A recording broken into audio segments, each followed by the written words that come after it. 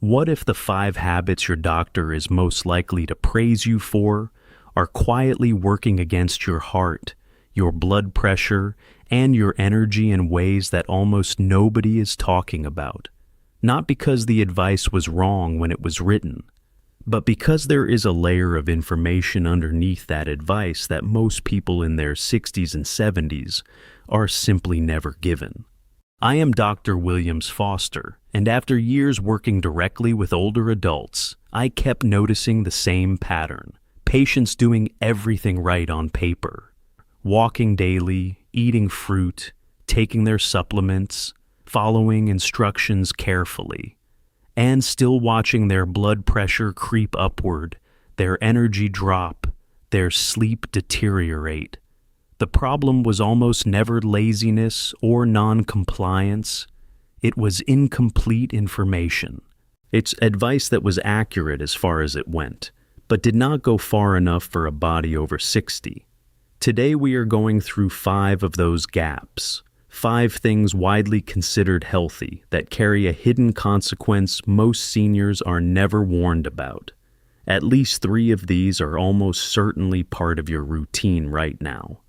And I want to tell you up front, if they are, that is not your fault. You were following the best guidance available to you. Now, what I am giving you today is simply the rest of the picture. Let us start with the one that surprises my patients most, because it involves something almost every health professional, including me, has recommended without qualification for years. Food number 1, fruit juice. Picture your morning. You pour yourself a glass of orange juice or apple juice, maybe grapefruit. It is natural. It comes from fruit. It has vitamins on the label. It feels like one of the better choices you make all day. Here is what is happening inside your body within 20 minutes of drinking it. Whole fruit contains fiber. That fiber acts as a physical barrier that slows how quickly sugar enters your bloodstream. When juice is extracted from fruit, that fiber is removed entirely. What remains is essentially fruit sugar in liquid form, and liquid sugar absorbs into your bloodstream faster than almost any other food you can consume. For a younger body with highly responsive insulin function, this is manageable. For a body over 60, insulin sensitivity naturally declines. That same glass of juice that was unremarkable at 35 now creates a sharper blood sugar spike, a harder insulin response, and a more pronounced crash afterward. In that crash is what many of my patients were calling fatigue after breakfast. They assumed it was age, it was timing, it was that glass of juice. And here is the part that concerns me most as someone who works specifically with older adults. Repeated sharp blood sugar spikes across months and years are one of the most consistent contributors to arterial stiffness and elevated blood pressure. Not dramatically, quietly. The kind of change that does not show up as a single bad reading, but as a slow upward drift over time that puzzles everyone involved. The fix is simple. Eat the whole fruit. Every nutrient in the juice is still there. The fiber comes with it. Your blood sugar response is fundamentally different. Or if you genuinely love juice, 4 ounces maximum with a meal containing protein, never alone on an empty stomach first thing in the morning. That one change, for some of my patients, has moved their fasting blood sugar numbers more than any supplement they were taking. Now, the second habit. And this one involves something most people consider a responsible, proactive health decision, something sold specifically as being good for your bones and your heart. Food 2, calcium supplements taken alone. If you are taking a calcium supplement every day, you are in good company. It is one of the most commonly recommended supplements for adults over 60, particularly for women, and for genuinely good reasons. Bone density matters. The recommendation comes from a real place, but here is what the recommendation often leaves out. Calcium does not function in isolation inside your body. It requires two specific partners to be directed properly. Vitamin D3, which helps your body absorb calcium from your digestive tract, and vitamin K2, which tells your body where to put that calcium once it is absorbed. Without adequate K2 in particular, calcium absorbed from a supplement does not automatically go to your bones. It circulates. And calcium circulating in soft tissue and arterial walls instead of being deposited in bone is not a neutral situation. It is a documented contributor to arterial calcification, all which directly affects blood pressure and cardiovascular flexibility. Multiple large studies have examined populations taking calcium supplements without K2 and found measurably higher rates of cardiovascular events compared to those getting calcium from food sources. This does not mean calcium supplements are universally dangerous. It means calcium supplements without their required cofactors are an incomplete intervention. The fix. If you are taking calcium, ask your doctor specifically about adding K2, the MK7 form, and confirm your D3 levels with a simple blood test. This is not complicated to address. It is just a conversation most people have never been prompted to have. If you are finding this useful, go ahead and subscribe to Senior Health Tips.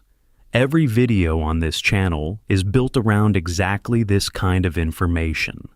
The layer underneath the standard advice that your body at this stage actually needs. Now let us talk about number 3, because this one involves a food that appears on virtually every anti-inflammatory, heart-healthy, doctor-recommended list ever written. And the issue is not the food itself. It is something almost invisible about how most people consume it. Food 3, high sodium, soups and broths. You made a good choice. You skipped the heavy meal. You heated up a bowl of vegetable soup or chicken broth. Low calorie, warm, nourishing. Everything about it feels like exactly what your body needs. Turn the can around and look at the sodium content. Many commercially prepared soups marketed specifically as healthy, low-fat, or heart-smart contain between 800 and 1,200 milligrams of sodium per serving. Some contain more. The American Heart Association recommends no more than 1,500 milligrams per day for adults over 60. One bowl of soup can take you to or past the halfway point before your day has properly started. Here is why this matters specifically for older bodies. The kidneys become less efficient at processing and excreting excess sodium as we age. Sodium that a younger body clears relatively quickly lingers longer in an older system, and sodium retained in the body draws water into the bloodstream, that increasing blood volume, which increases the pressure your heart must work against to push blood through your arteries. This is not a dramatic, sudden event. It is a consistent background pressure that accumulates across every meal, every day, across years. The fix. Choose soups with 400 milligrams or less per serving. Look for low sodium on the label and then verify it on the nutrition panel because those two things do not always match. Or make a simple homemade broth using herbs, garlic, and low sodium stock. The warmth and nourishment you are looking for is still entirely there. We are halfway through the list. The next two are the ones I find most people are most resistant to hearing because they involve habits that feel the most virtuous. Stay with me because the information in items 4 and 5 is genuinely the most clinically significant on this list. Food 4, taking over-the-counter pain relievers daily. This is the one that makes my patients uncomfortable when I raise it, because reaching for ibuprofen or naproxen for joint pain, back stiffness, or morning aches feels like responsible self-management. And I am not suggesting you stop managing your pain. I am asking you to understand what happens to your cardiovascular system when the non-steroidal anti-inflammatory drugs are used regularly over time. NSAIDs work by blocking certain enzymes that produce inflammation. But those same enzymes also help regulate your kidney's ability to control blood pressure and maintain sodium balance. When you suppress them consistently, your kidneys retain more sodium and water, your blood vessels constrict slightly, and your blood pressure rises, not dramatically in any single dose, but measurably, cumulatively, across weeks and months of regular use. Multiple large cardiovascular studies have confirmed that regular NSAID use is associated with elevated blood pressure and increased risk of heart attack and stroke, particularly in adults over 65. This is not a fringe concern. It is on the warning label. Most people simply do not read warning labels on medications they have used for decades. The fix here is a conversation with your doctor, all specifically about what your pain is coming from and what the safest long-term management strategy looks like for your particular situation. Physical therapy, specific exercises, and anti-inflammatory nutrition strategies can reduce baseline pain levels substantially over time. The goal is not to leave you in pain. The goal is to make sure the tool you are using to manage that pain is not quietly creating a separate problem you cannot yet feel. And that brings us to the fifth habit, the one I saved for last because it is the most overlooked, the most correctable, and in my clinical experience, the one that produces the fastest visible improvement when addressed. Most people will not guess what it is. Food 5. Chronic mild dehydration. You are not thirsty. You feel fine. You had coffee this morning, maybe tea. You had water with your lunch. By any reasonable account, you are hydrated. You are probably not. The sensation of thirst becomes measurably less reliable after 60. The physiological mechanism that tells your brain your body needs water diminishes with age. This means that by the time an older adult feels thirst, they are often already in a state of mild dehydration. The fatigue many seniors attribute entirely to age, the afternoon mental fog, the morning stiffness, the persistent low-level headaches.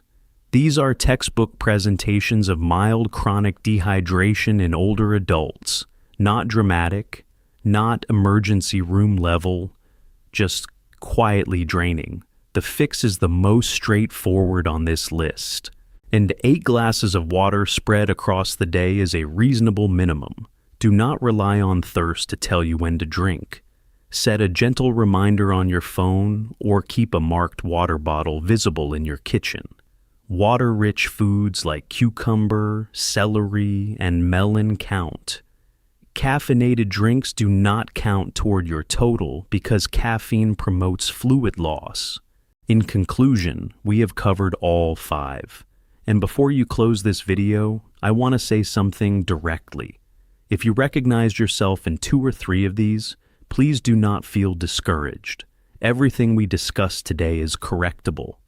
The body, at 60, 70, even 80, retains a genuine capacity to respond when you give it better conditions. Chronic inflammation can come down. Blood pressure can stabilize. Energy can return. I have watched it happen more times than I can count. What I am asking you to carry out of here today is not worry. I am asking you to carry one specific change. Look back at the 5. Pick the one that felt most familiar and most manageable. Start there. Just one. Practiced consistently, one better habit creates the momentum for the next one. If this gave you something useful today, think for a moment about someone you care about. A spouse, a sibling, and a close friend who is doing everything they believe is right and still not feeling the way they hoped. They deserve this information too. share this video with them today. And if you want more of this, the layer of health information that actually fits where your body is right now, subscribe to Senior Health Tips. We are here every week with exactly that. Take good care of yourselves. I will see you in the next one.